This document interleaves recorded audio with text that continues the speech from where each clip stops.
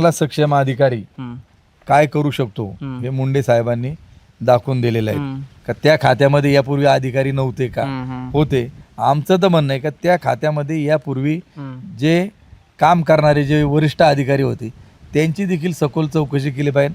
असं देखील मोठ्या प्रमाणामध्ये ऐकण्यात येतं की आता ही लोक जे करतायत मिक्सिंग करणारी जी लोक आहेत ही एफडीएच्या लोकांना माहीत होत, परंतु यांना महिन्याच्या महिन्याला ठराविक जे काही पॅकेज आहे ते जात होतं म्हणून ते काही आणि वरिष्ठ यांच्या मुंडक्यावर कोणी पाय देत नव्हता म्हणून हे सगळं चालू होतं.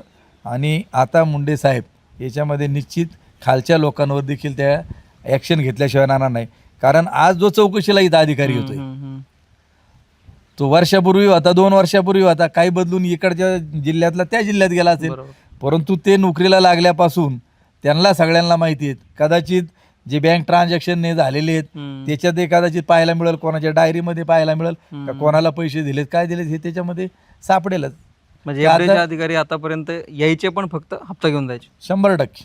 त्याच्याशिवाय एवढं चालू शकत नाही. राजकीय वरदास आणि अधिकाऱ्यांचं पाठबळ याच्याशिवाय ही भेसळ एवढी मोठ्या प्रमाणामध्ये चालू शकत नाही. ग्राउंडला जे एफडीएचे अधिकारी आहेत किंवा जे काही आता तपास करायला येत आहेत किंवा जे इन्स्पेक्शनला येत आहेत ते खरंच 100% काम आता तरी ॲक्युरेट होतंय. आता त्याच्यामध्ये मधल्या काळामध्ये मंतर नारायणगावच्या परिसरामध्ये मुंडे साहेब येणार आहेत हे LCBला माहीत होतं, एफडीच्या काही लोकांना माहीत होतं, परंतु ती टीप अगोदरच लागली.